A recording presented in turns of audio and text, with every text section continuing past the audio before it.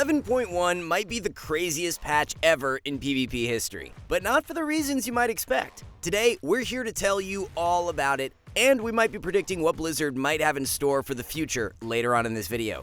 Anyway, not only are we getting a brand new map that actually looks fun to play, but there are massive changes to classes and crowd control that will completely change the meta. And of course, we're going to have a brand new mount, perfect for picking up the ladies, which has still not worked for me. Yet. Wouldn't it be nice if those dating apps actually guaranteed you got matches? I guess I gotta get in shape first, but the gym is always crowded and doesn't guarantee fast results either. Luckily, us WoW players got something better than chicks and biceps. Gladiator titles, baby! Skillcap.com is the only place that guarantees you can gain at least 400 rating by using all of our amazing services. The gap between players is growing faster than ever, which is why we made hundreds of insane guides designed to instantly get you ahead of the competition, including positioning videos and brand new courses on how to counter every spec in PvP. We've even leveled up our add-on for Season 2, giving you a game-changing UI in a matter of seconds, which now includes 2-in-1 support for PvE and covers every single class. And if you're looking to master something new, our class guides have been updated with brand new videos, teaching you gladiator-level gameplay incredibly fast. If you want to get started with a special discount, be sure to click the links below. Anyway, today we're going to be catching you up on everything you've been missing and what to expect from Season 2. Let's start with Death Knight, who's had a weird trajectory so far this expansion. Unholy started the expansion strong as one of the best specs in PvP, but was eventually surpassed by Frost as the better overall spec. Unholy is still fundamentally a pet class with a bunch of disjointed cooldowns who does best when everyone on the enemy team is stacked on the same pixel. The patch will be changing its damage profile quite a bit, shifting more damage into pets and death coils and away from dots. On paper, this should make it easier to deal damage when uptime is limited, which has been a big problem for melee in general this expansion. Unfortunately, these damage buffs are coming with a few passive defensive nerfs, and if there's one thing you should know about playing Death Knight in general, it's the fact that you will be the kill target more often than not. Despite its reputation as the caster bully, DKs are often bullied themselves. Frost is where things get interesting. We've said in the past that Frost DK is just a gimmick, but these days it actually has two distinct specs. Two-handed build centered around all-in burst, and a one-handed build for better single-target damage. Ironically, the whole gimmick of Frost DK might be even getting more extreme thanks to a new PvP talent that turns Pillar of Frost into a, well, scarier Pillar of Frost. Overall, we don't expect the playstyle of Frost DK to change that much at all. It's still going to center around doing massive goes every minute or so, aiming to tunnel down one target while cleaving the butts off of everyone else nearby. DK will continue to be split down the center, with Unholy representing more of that classic brawler melee, while Frost is somewhat of a tactician, aiming to set up kills in more organized goes. Next up is Demon Hunter, who've been a bit under the radar so far this expansion. DH is getting some pretty notable changes in the new season, which on paper should help it sustain damage while making the spec less reliant on metamorphosis. In case you've been out of the loop, Demon Hunters typically play the Fell-Scarred Heroes spec, which shoves a lot of power into meta windows. Right now, in Solo Shuffle, Demon Hunters are incredibly reliant on their 2-minute cooldown in order to finish out games, which isn't exactly ideal as a melee, which tends to be a bit fragile in some lobbies. 11.1 is reintroducing a previously overpowered tier set bonus as a talent onto the Havoc tree. Screaming Brutality causes Blade Dance to automatically proc Throw Glaive, which has a few cascading effects built in. For Demon Hunters, this is a massive quality of life improvement. DH is also getting a rework to their Cycle of Hatred talent, which will make it possible to reduce the cooldown of I-Beam down to 20 seconds fairly quickly, which means having more frequent micro burst windows.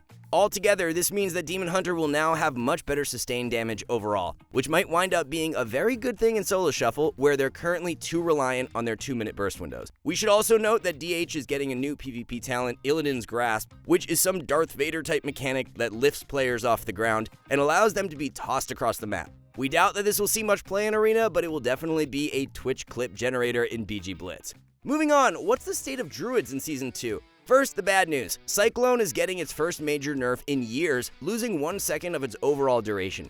But not to worry, since there are some pretty big defensive buffs for the class overall, thanks to a redesign to the Druid talent tree, which makes it easier to pick up more defensive and utility options. Balanced Druids aren't getting many specific changes in the patch, which means they will be retaining their identity as a pace setter in Arena. This includes controlling tempo with Cyclones and then periodically bursting with Star Surge, which is even buffed with the patch. While there have been attempts to experiment with AoE-centered Starfall builds, most balanced Druids have stuck with their guns as classic single-target cannons.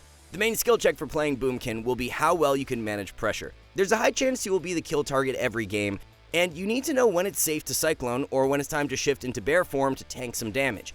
But with the defensive buffs coming, balanced Druid will be in a slightly better position. Feral Druid is looking really strong too, and is also getting virtually zero spec changes. These days, Feral is a jack of all trades. It performs multiple roles in Arena all at once. Your damage is evenly split up into dot damage and burst and can be min-maxed by abusing different damage modifiers. You're rewarded for having high uptime on bleeds and paying attention to procs in order to funnel damage into Ferocious Bite. And while you're doing this, you have the ability to completely shut down the enemy team. Feral Druids are typically good partners for any caster since they can perform the same roles as a rogue in many ways. But just like Boomkin, a big skill check with Feral is knowing when it's safe to Cyclone or when you need to kite in bear form. In order to be good at Feral, you need to do a lot more than W key in and press damage. This spec has a pretty high learning curve, which won't be changing in the patch. What about Restoration? Well, this is the only Druid spec to see significant changes. First things first, what isn't changing is the fact that hot maintenance will still be very important for the spec. That's not changing at all. You're still going to be rewarded for keeping up hots and extending them with Cenarian Ward. Now though, hot maintenance will be a bit more forgiving thanks to a redesign to their mastery, which will now be slightly stronger when there are fewer hots on the target, and the fact that Life Bloom no longer stacks to 3. Don't worry though, because there are other healing buffs to compensate. Resto Druids are also getting 2 brand new PvP talents, with one replacing Tree Form, which should make it easier to heal burst damage more frequently. They're also getting another brand new PvP talent that rewards offensive plays. Druids will be able to extend their hots by casting damage or using Cyclone, and will even be able to buff their healing with Star Surge. Pretty neat. Overall, we expect Resto Druid to be slightly easier and more forgiving, and might even have more offensive potential thanks to some key damage buffs. Now, let's look at Evoker, starting with Augmentation. This spec has gone through some pretty radical changes since its debut in Dragonflight Season 2. While it still has plenty of utility options, it shifted away from being a true support class into more of a standalone DPS. 11.1 doubles down on this with a change to Ebon Might, which will no longer affect healers. In general, we aren't expecting much from Augmentation this season. Instead, we think Devastation will continue to be the more popular spec. Dev has seen a few improvements over the past few seasons, making it less of a slot machine spec, with better consistent damage coming out of Disintegrate. And these days, Devastation is just a straight-up bully against melee DPS, with tons of mobility thanks to the Scale Commander hero tree. With that said, 11.1 is reworking the Flame Shaper hero spec, which has only seen play in niche situations so far this expansion. This spec is optimized for those classic blender situations in Arena, where everyone on the enemy team is grouped up on the same pixel. Until this point, it's only seen play in comps with Frost DK, since it enables even more AoE burst. Anyway, what this all means is that next season, Dev Evokers will have 2 very desirable paths to take. If they want to continue doing great sustained damage with high mobility, then Scale Commander will be the move, but if they want to do insane bursts like the early days, then Flame Shaper is the play. As far as Preservation is concerned, this spec really isn't seeing that many changes compared to other healers, but what does that mean? Well, it's pretty clear at this point that Prez has become the premier offensive healer in WoW Arena, which will still be true next patch. By design, Prez wants nothing more than for everyone in the arena to be clumped up together, which not only makes it easier to heal, but to deal damage too. It's really the only healer in the game that wants its team to take a lot of AoE damage. This makes it great in those classic melee cleave blender situations, or when playing very aggressive comps like Boomy Rogue. We will warn you that Preservation will continue to be one of the hardest healers in the game for beginners. Unless you're already a healer main, you might find its playstyle incredibly backwards. It's kind of like playing 2 different healers at once. You have to be proactive with your hots like a Resto Druid, while also being proactive and offensive like a Resto Shaman. If there is one spec that is already easy and will still be good for beginners next patch, it's definitely BM Hunter, which could wind up being insanely oppressive. Beast Mastery is still going to be the spec known for summoning a bunch of nameplates, but is actually seeing some pretty big changes, including the complete removal of Basilisk Collar, which was a talent that turned the spec into a sort of single target dot class of all things. BM Hunters will also be able to play with 1 pet instead of 2, which will also buff its damage and size. And speaking of pets, the Pack Leader hero tree is getting a massive rework, with the core talent being a passive that periodically summons all 3 of Rexar's pets one by one. There will be a Wyvern that offers a stacking damage buff, a boar that rushes across the map and hits everyone in its path, and finally a bear that simply jumps to the target to cleave, which you might already guess will be doing big damn in Solo Shuffle. We could definitely see Pack Leader being super broken, since virtually every single talent on the tree is focused on buffing pet damage. The only downside is that its defensive talent flat out sucks compared to what is offered by Dark Ranger. Anyway, the TLDR is that BM Hunters might be doing even bigger damage next season, with even more NPCs on your screen. Marks is getting a major overhaul across the board, and could also wind up reclaiming its title as the true Clothy Slayer. Anyway, as we mentioned in our patch preview video, Marks is a completely new pet, and God bless America, because it's a bald eagle. This spotting eagle will handle all of your standard pet duties, but will be untargetable, and will sometimes even donate a big damage multiplier for aimed shot, which now has a built-in MS effect. Anyway, the entire Marks Hunter tree is getting reworked, including a complete redesign to True Shot, which now beefs up crit damage, and this is why we think that Marks could be pretty dangerous, because its classic one-shots might be back on the menu.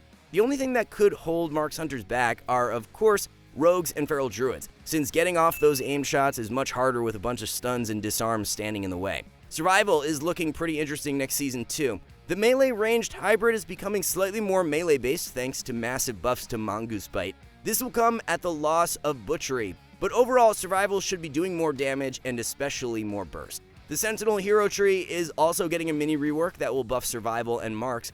Lunar Storm will now have a much larger radius and will even follow players around, making it much easier to do damage. Hunters are seeing some other changes across the board too, including a new PvP talent called Explosive Powder that adds a disengage effect to Explosive Shot. Flare is also getting a buff to its radius, and will basically cover half of the arena, which means good luck to all you rogues and druids out there.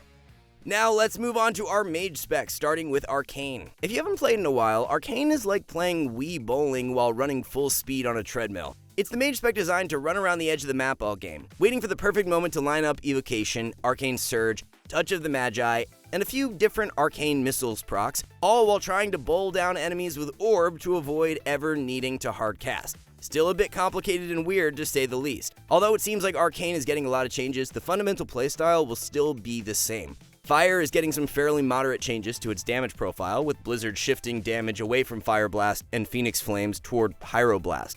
It's hard to say how this will pan out for the spec in PvP. Fire has been in an awkward place all expansion. It's the mage spec that needs to play the most aggressive, but just can't because of its limited defensives. It lacks the mobility of Arcane while having less snares and roots compared to Frost. It's definitely the weird stepchild of mage specs at this point. We predict that Frost will still be the best mage spec in Arena, especially since it's getting a pretty big quality of life improvement. Ice Lances with Fingers of Frost will no longer consume Winter's Chill, which means that Frost mages will have more consistent instant cast sustained damage. With that said, we still expect the current Frostbolt build to remain meta, and Frost mages will continue to be the classic melee bully. Across the board, mages are also getting some PvP talent reworks, including the addition of Overpowered Barrier, which doubles the absorption of every shield and adds bonus effects whenever they break, with the drawback being that shields will now last for a short duration. Ring of Fire is also getting a rework and will essentially be useless. Not only will it entirely replace Ring of Frost, but its damage is nerfed dramatically, with the only benefit being that it will disorient targets who walk through it, which then means Dragon's Breath or any fear effect is now on DR. Now let's move on to monks, starting with Mistweaver, who is getting another round of Whiplash this expansion. Let's explain. For those of you who have been out of the loop, monks have had a wild journey over the past few years. They've gone from being traditional healer to a melee healer, aka a Fistweaver, then briefly back to being a traditional healer, but with lightning, and then some weird hybrid spec, which they currently play now, merging the traditional healer role with a pseudo melee spec. 11.1 includes a bunch of mixed buffs to various parts of the Mistweaver kit, but most notably includes a huge change to Crackling Jade Lightning. To make things even better, Mistweaver monks will also be getting a new PvP talent that will allow them to temporarily cast while moving once again. Altogether, it's possible Mistweaver monks might be abandoning their hybrid melee playstyle to go back to a more classic healer role, since Jade Empowerment will now deal significantly more single target damage. If you see a monk channeling this in Arena, buckle up because you're about to take a lot of damage, which will be converted into healing for their team. Windwalker will probably see less dramatic playstyle changes overall, but will be getting an entirely new ability. Slicing Winds, which you may recognize from Plunderstorm, is making its way to World of Warcraft, which sounds exciting until you realize it replaces Flying Serpent Kick. Right now, the identity of Windwalker Monk is kinda weird. These days, Windwalker is more of a brawler melee, but has been severely held back by mobility. Yes, that's right, what was once one of the most mobile melee in the game feels like a snail in the War Within.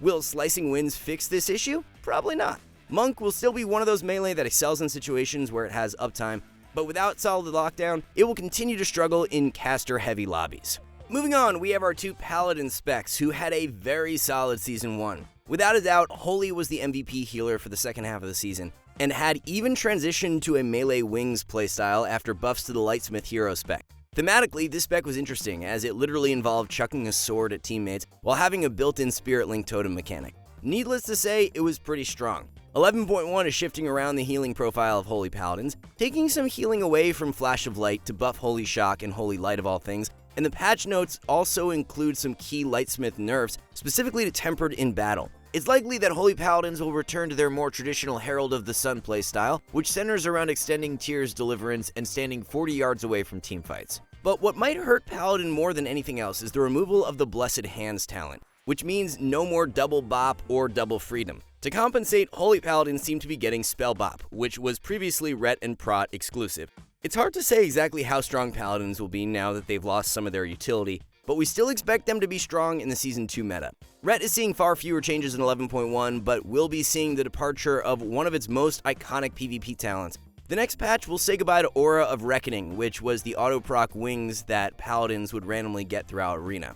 This is an interesting change because these days Ret Paladins don't even press Wings or Crusade at all, since Wake of Ashes does it automatically. In any case, there will be less Wings procs to worry about next season. Other than that, Ret isn't seeing many changes. It ended Season 1 with a bang, as many Paladins swapped over to Templar, whose signature Hammer of Light ability could do 3 million damage or more. What do we think about Season 2? Well, one-shots are still on the menu. Now let's move on to Priest, where there are some pretty big changes coming to both of the healer specs. Discipline is getting some massive changes to its healing toolkit, and is even seeing the complete removal of Rapture and Purge the Wicked. But before you freak out, this isn't as bad as it sounds. First of all, a freshly reworked Evangelism is now taking the place of Rapture, and now does a massive AoE heal when pressed, and will even leave targets with a juicy healing modifier when playing with the Archangel PvP talent, which has also been reworked. The patch is also doing a bit of remodeling to Penance, which if you play Disc now, you know has about 500 different modifiers. Blizzard is aiming to simplify things a bit by taking power away from these modifiers and putting them into Penance itself. What this simply means is that Disc will be much easier to play and will continue to shine as the healer that plays like a turret defense game, standing at a pillar and blasting anyone in sight.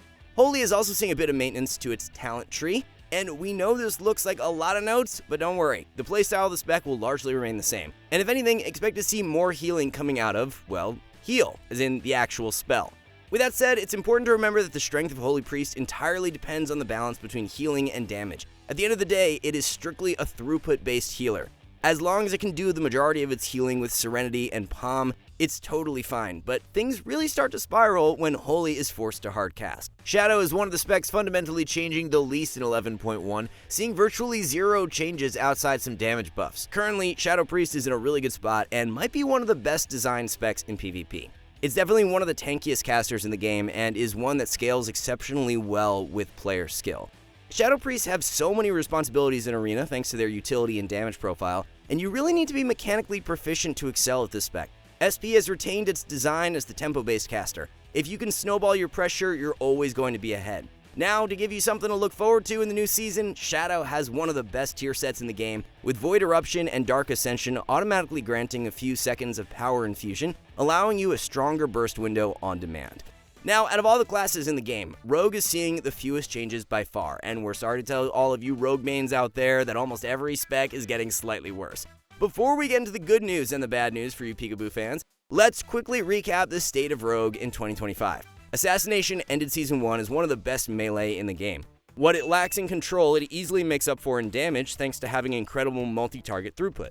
Asa gains huge momentum with every opener and vanish, spreading massive AoE Garrets across the entire enemy team. Outlaw ended Season 1 as the premier rogue spec in 3v3 thanks to its tankiness. At its core, Outlaw is designed around cooldown reduction, resetting CDs by spending combo points and getting huge momentum during Subterfuge with the right procs. It's easily one of the highest APM specs in all of WoW and is generally a staple in tournament play. Subtlety was widely regarded as the worst rogue spec at the end of the season, but always has amazing carry potential in the right situation. These days, Sub has a balance of sustained damage and burst thanks to some pretty decent DPS coming out of Rupture. Right now, Sub isn't bad, it's just a bit clunkier to play, and will be losing a niche cooldown this patch, but more on that later.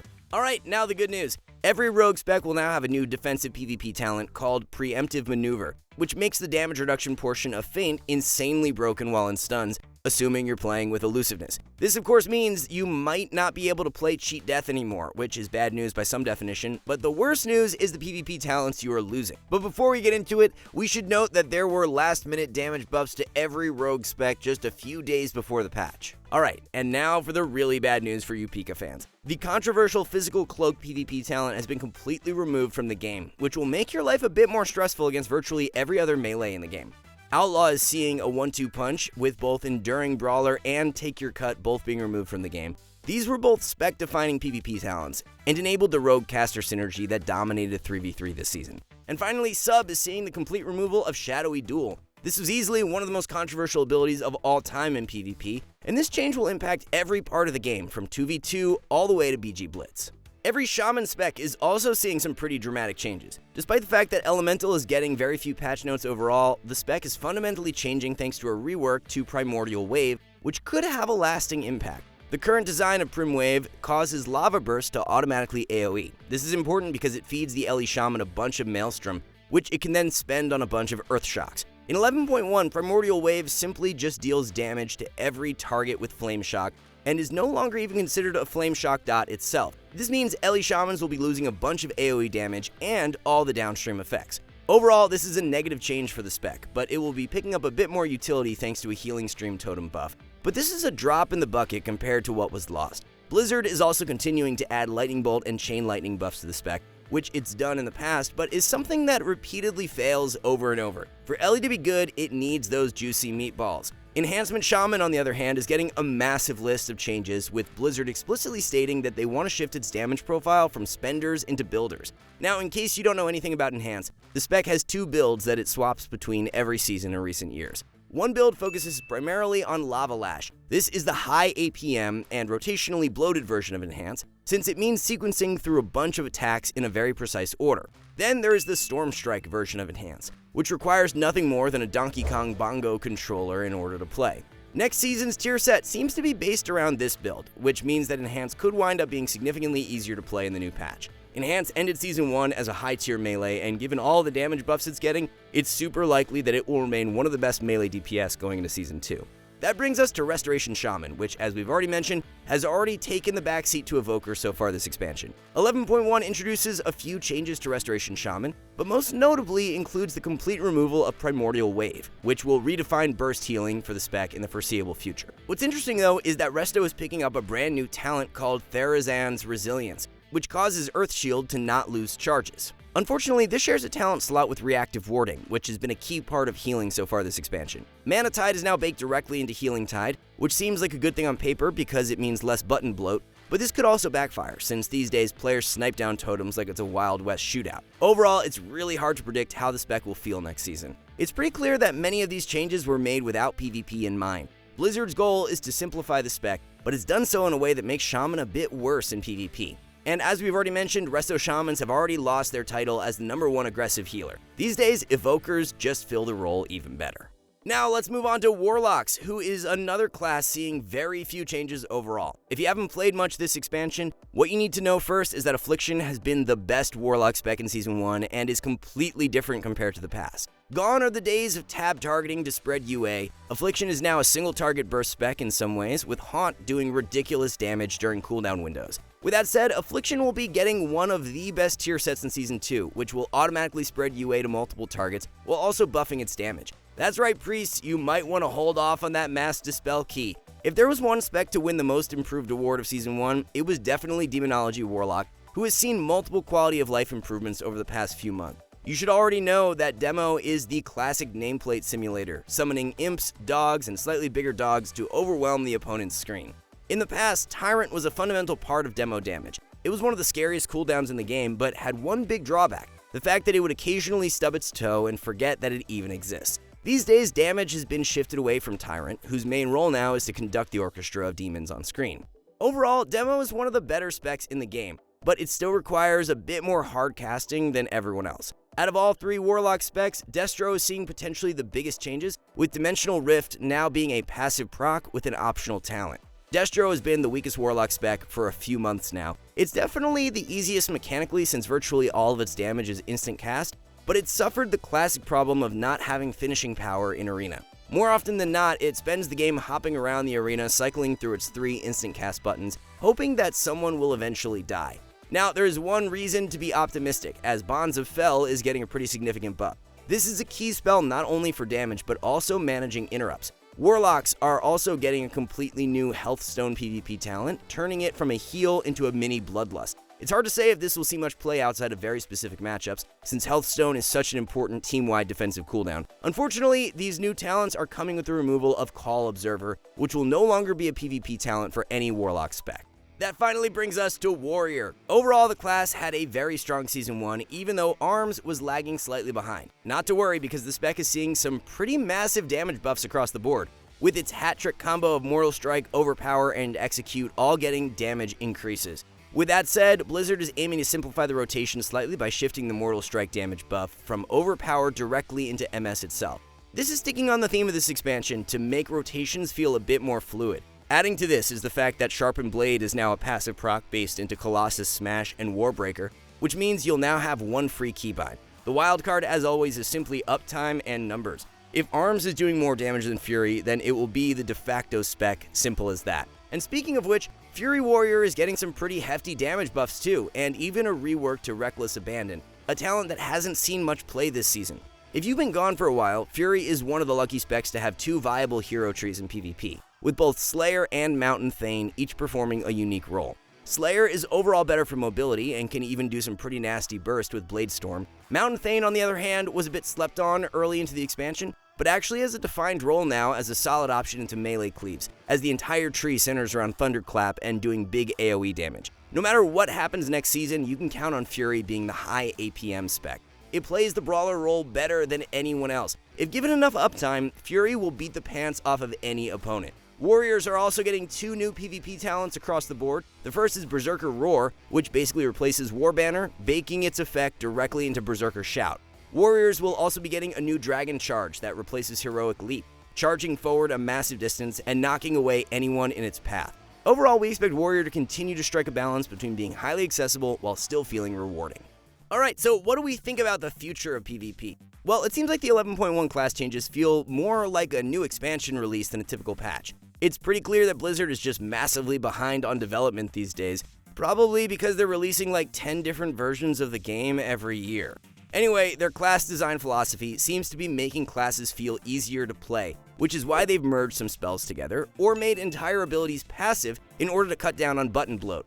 Even though the start of the season might be a bit chaotic, we expect most specs to slowly gravitate towards the A tier as the expansion progresses. We're going to warn you though that there is still a lot of information to track, and game knowledge continues to create a growing gap between players. That's why our courses are so insanely OP for gaining rating, because they close this gap by teaching you the fundamentals needed to actually reach your potential. Whether it's positioning, role-specific tips, or guides on how to counter every class, we've got you covered. And now, SkillCap members get full access to the #1 UI in PvP built from the ground up to make sure you have a unique advantage over your opponents. And no matter what, we will back you up with a rating gain guarantee, where we promise that you will see rating gains while actively using our website. We even offer a 14-day, no questions asked, money-back guarantee for those of you who just want to try us out. So after this video, be sure to click the link below for an exclusive discount to get started. For now, thanks so much for watching. We'll see you in the next one.